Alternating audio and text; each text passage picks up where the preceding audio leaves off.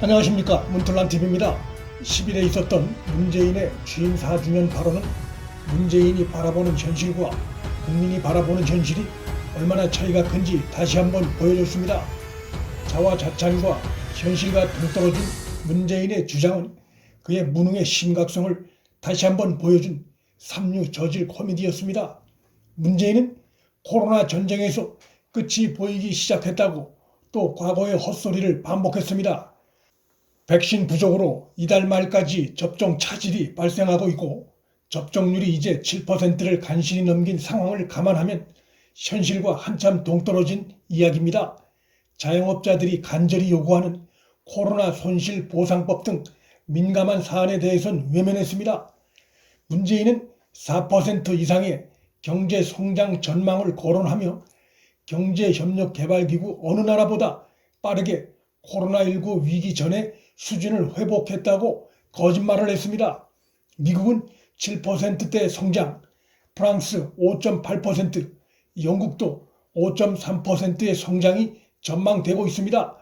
억눌렸던 세계적 소비 심리의 폭발덕이고 한국만의 일이 아닙니다.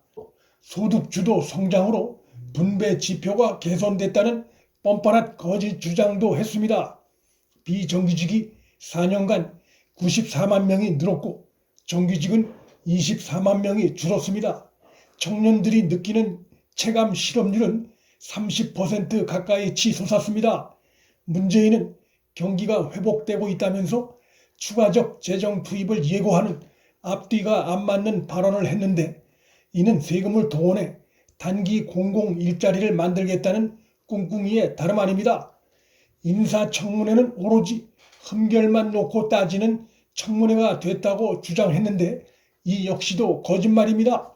문제가 된 3명의 후보자는 공과 사를 엄격히 구분해야 할 고위공직자로서는 중대한 결격 사유입니다. 과기부 임 후보자는 국비 지원을 받은 해외 출장에 여러 차례 가족을 동반하고 제자 논문에 남편을 10여 차례 공동 저자로 올리는 파렴치함을 보였습니다. 해수부 박 후보자는 아내가 외교관 이삿짐을 통해 영국산 도자기를 대량 반입해 판매했습니다. 평범한 국민들은 엄두도 내지 못할 낯뜨거운 처신들입니다. 국토부의 노 후보자는 세종시 특별공급 아파트 갭 투자 의혹을 받고 있습니다. 국토부 장관 후보자로서 중대한 결격 사유입니다. 문재인의 무능과 거짓은 국내 문제에만 국한되지 않습니다. 일본 공영방송 NHK가 9일 문재인이 일본과의 관계 개선을 바라고 있지만 그의 임기 내에는 어려울 것이라고 보도했는데 이 보도의 맥락은 징용과 위안부 문제는 더 이상 한국의 카드가 아니라 어느 틈엔가 한국이 양보하지 않으면 안 되는 일본의 카드가 되고 말았음을 보여주고 있습니다. 2018년 문재인 정부는 다시는 지지 않겠습니다라는 자극적인 슬로건을 내걸고 반일 드라이브를 시작했지만 그로부터 3년 만에 한국은 일본과의 관계 개선에 매달리고 있고 일본은 노골적으로 한국을 무시하고 있는 정반대의 당혹스러운 상황이 전개되고 있습니다. 문재인의 무능과 국내용 이벤트 치중이 빚어낸 결과입니다. 미국도 한국을 만만한 나라로 보는 것은 마찬가지입니다. 10일 뒤면 한미 정상회담이 있지만 바이든 행정부는 얼마 전 새 대북 전략을 공개했습니다. 정상회담에서 조율을 거쳐 발표하는 것이 좋은 모양새일 텐데도 신경 쓰지 않은 것입니다. 기회가 날 때마다 한미 동맹은 굳건하다고 립서비스 중이지만 미국은 한국의 백신 공급 요청을 외면하고 있습니다. 미국에 한해 1조 1천억 원대의 주한미군 국방비를 지원하고 미국에 동북아 군사안보 거점을 제공하고 있으면서도 백신 지원을 거절당하는 어처구니 없는 신세가 된 것은 문재인의 무능하고 어리석은 북한 역성 들기가 자초한 것입니다. 문재인 정부가 공을 들이고 있는 중국은 한국을 존중할까? 전혀 그렇지 않습니다. 문재인 정부가 굴욕적인 산불까지 천명했지만 중국은 한국을 장기판에 졸처럼 대하고 있고 국가 위상 추락으로 인한 피해는 기업들에게 돌아가고 있습니다. 중국 베이징에 설치된 삼성과 현대자동차 광고판 120여 개가 예고 없이 심야에 철거되는 황당한 일이 벌어지기도 했습니다. 시진핑의 무리한 행동도 갈수록 깊어지고 있습니다.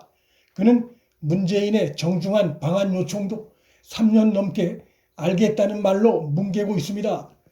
중국에 대한 저자세로 돌아온 것은 얻는 것 없이 지속적인 중국 눈치 보기가 굳어져 가고 있는 현실입니다. 러시아의 한국 무시도 별반 차이가 없습니다. 2018년 모스크바 한러 정상회담 당시 50분이나 늦게 나타났던 푸틴은 이후 수차례 방한 요청에 묵묵부답입니다. 지난해 한러 수교 30주년을 흘려보냈고 대통령 특사까지 보내 방한을 요청했지만 외면하고 있습니다. 문재인 정부 4년간 방한한 외국 수반은 손에 꼽을 정도입니다. 미국 트럼프를 제외하면 국제 무대에서 영향력이 있는 나라는 인도 모디 총리 정도가 유일합니다. 한국이 국제 외교 무대에서 잊혀져 가고 있는 조짐입니다. 문재인 정부가 그렇게 공을 들였다는 북한도 한국을 가장 무시하는 나라가 됐습니다. 일개 국장이 나서 문재인을 거칠게 비난하는 지경이 됐고 김여정 한마디에 우리 군과 경찰이 움직이는 지경이 됐습니다. 이 모든 상황은 문재인의 어리석은 대북 환상과 국제사회에서 통용되는 보편적 가치와 글로벌 규범을 등한시하다 보니 믿지 못할 한국이라는 인식이 확산하면서 나타난 것입니다. 문재인의 무능과 위선으로 인해 한국이 국제사회에서 한 번도 경험 못해본 만만한 나라의 푸대접을 받고 있는 상황입니다. 한미 정상회담이 불과 열흘 앞으로 다가왔지만 국내 언론에서도 미국 언론에서도 관련 기사는 거의 찾아보기 어려운 현실입니다. 그간 북한 이슈로 국내 정치 재미를 보아온 문재인과 현 정권으로선 당혹스러운 상황입니다. 이러한 결과는 문재인이 그간 공을 들여온 북한 이슈가 미국 정부로부터 무시당하고 외면당하고 있음을 잘 보여줍니다. 바이든 정부 내의 기류로 볼 때 문재인이 바라는 내년 대선 전 미국 간 극적인 이벤트는 요원해 보입니다. 안보를 볼모로 한 문재인의 위험한 쇼의 외교는 이제 그 거짓과 허상이 만천하에 드러났고 그에 대한 현 정권을 겨냥한 계산서가 날아올 일만 남았습니다. 문틀란TV 여기서 마칩니다. 구독과 좋아요, 알림 설정은 방송 제작에 큰 힘이 됩니다. 시청해 주셔서 감사합니다.